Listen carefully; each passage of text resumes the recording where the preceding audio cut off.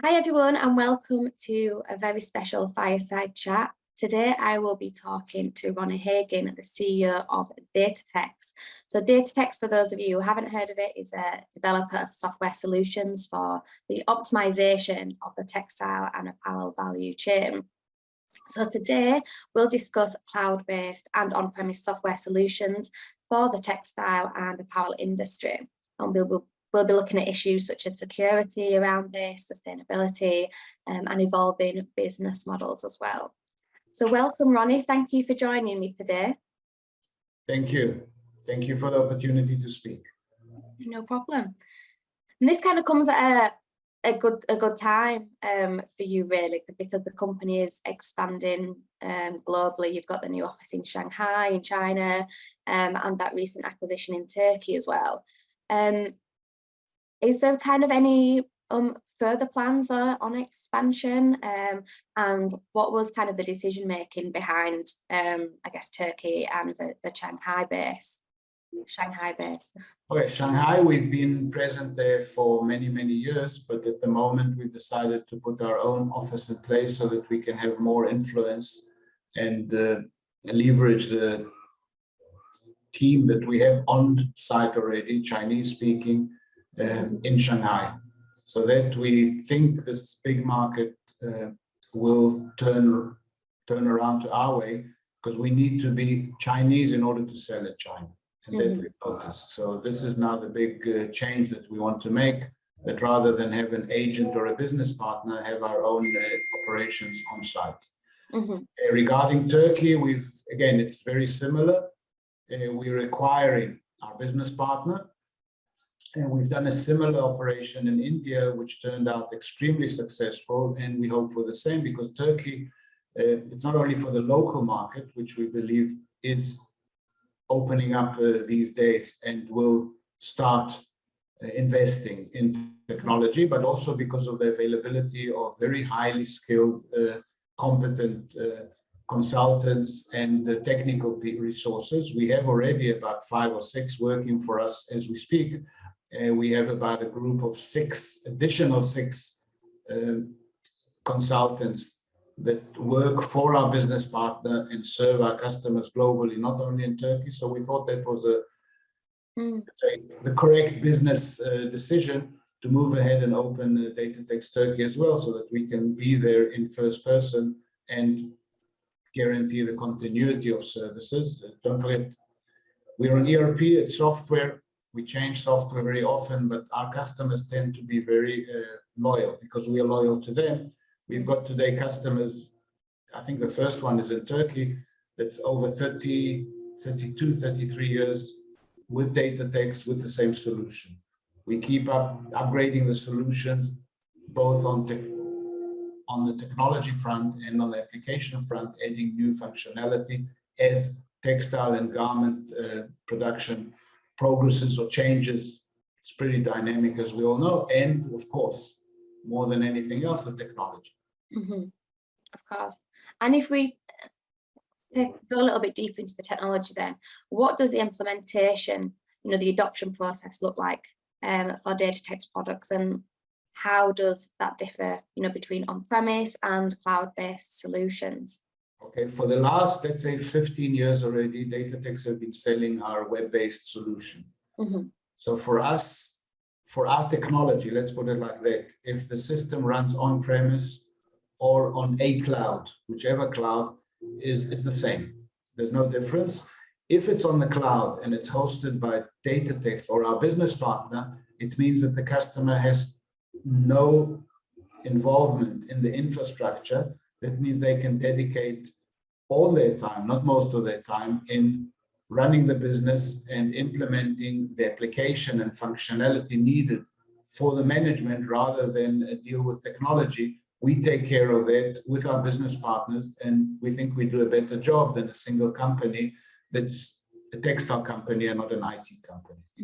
And which segments of the textile supply chain lend themselves more to cloud-based solutions as opposed to solutions? This cloud-based solution for us, I know the industry has been moving that way in the last few years. Last year was really a pivot year for us, because we've more than doubled our let's say, on-cloud solution or subscription, because the business model is very different. The business model on cloud, it means that you have an annual expense rather than an investment which you then deduct on an annual basis. So from that point of view, there's a big difference between cloud and on-premise. So there's the commercial side or the financial side, which is different. But I think above all is the investment in technology, because today, if let's say in the last product that we had, which was AS400 based, we still have customers on a 15-year-old machines, Today, let's say the technology changes so fast that the company will have to invest a lot of money in buying technology and then keeping it updated and changing it when it's outdated. That's regarding the hardware. When we go into the middleware, and you need a whole team of consultants and technology geeks, I would say, in order to keep your technology updated. And today, updating technology means two very major effects. One is response time, which perhaps is less dangerous or less risky, and the other one is cybersecurity. And today, let's say the level of cybersecurity that the cloud provider can provide is far, far more advanced and far, far more professional and far, far more updated than a company can do, or let's say a textile company can maintain. And just to be able to follow up all the new releases, the new updates, the new patches that come with the operating system, with the database system, etc. You need a whole team of people. Those people exist in the cloud because that's all they do. And that's why moving to the cloud has a lot of sense, not only on the financial side, because that people can say, I'd rather buy and lease the hardware and then buy the software and not buy an annual subscription. But on the other side, when it comes to cybersecurity, maintaining middleware, maintaining hardware, it's becoming the only solution. Okay, so the cloud-based solutions. Okay, so I didn't really answer your question. We do not see a difference between what level of the supply chain tends more to go into cloud. I think any manufacturing company today should look at the cloud as a viable option because of the amount of investment needed in order to keep up to date with technology. And of course the financial side. I think the main differentiation between who goes to cloud or who can go to cloud, who tends to go to cloud and who does not is mainly on the geography. Some countries still do not have the, let's say, sense of security that internet will always be there for them. Yeah. To put it in a politically correct way. I think in Europe and the US, in some other countries, it's not even a question, will internet be available tomorrow or not? Some countries we still have a question mark. And I think those are countries where cloud usage will come later. And then there's also I'm sorry, just that's fine. Some countries like China, for example, do not allow data to be shared on a server outside of China. So that's becoming another issue. Also in Europe, the Europeans do not allow data to be hosted on servers outside of the European community in some selected countries. Okay. So again, geography plays a role. That's really interesting. And how do you reassure customers of kind of the dangers of software solutions in terms of the cybersecurity risks? And are there any kind of features built into the software itself, the ERP software that can help with this? Okay, we try. If it's on our cloud, we provide the back-end security. Of course, the customer is still prone if somebody steals a user's password. There's very little we can do as a provider. That's already an internal security process. We try and train, we try and preach, we try and teach. It's never enough, we know. I mean, you hear of attacks of the government institutes, of military institutes, of hospitals. So who are we to say we're 100% safe? We're not. But we use also security features of our ERP. Let's say security features of our ERP are based also on the Java, Jakarta, JEE layers. So it speaks on the operating system, on the JDK, application server, database server. So we have a lot of layers of security built in, which is not ours. We use third party, which is far more skilled and far more experienced and have many more people and many more, let's say, much bigger bandwidth taking care of it. Mm-hmm. The other point, which I think is most important, and we try and convince our customers, is to upgrade. Because today, people tend to be happy with what they have and they do not upgrade. Mm-hmm. Upgrade in the systems usually has a lot of inbuilt patches in order to block some of the security breaches that have been discovered. But new ones come on a daily basis. So let's say there isn't 100% safe system on the cloud or on premise. Mm-hmm. I would say on the cloud, it's safer because we have a larger team, more professional and more available to take care of patches and to keep the system safer. But today with our cyber world, there's no 100% security anymore. Yeah, I understand that. So if we kind of take a bit of a step back and we just assess how a textile manufacturer can benefit from ERP software, and in particular Datatex software as well. Okay, I think the main thing is to have visibility and to have a future outlook of what's going to happen based on the information we have. Mm-hmm. These managers from the everyday management of production, things that can be done by a computer, and dedicate themselves more into planning, into strategy, planning, and in textile, of course, design, fashion. You have to invent yourself on a, I wouldn't say daily basis, but on a monthly basis. Mm-hmm. Managers should be involved in that and let the system help them manage things that system can manage. Mm-hmm. And I think the main thing in textile is the integration between the various parts of the supply chain, because today many of the companies have more than one link in the chain. For example, spinning and knitting, or weaving and dyeing and finishing. Or we have some customers that are fully vertical. They buy the fiber and produce the garments. And some of them even sell the garments in stores. So from that point of view, having an integrated solution that can manage on one database with one set of functionalities, the whole process from fiber to garment, is becoming more and more important for two main reasons. One reason is the traceability.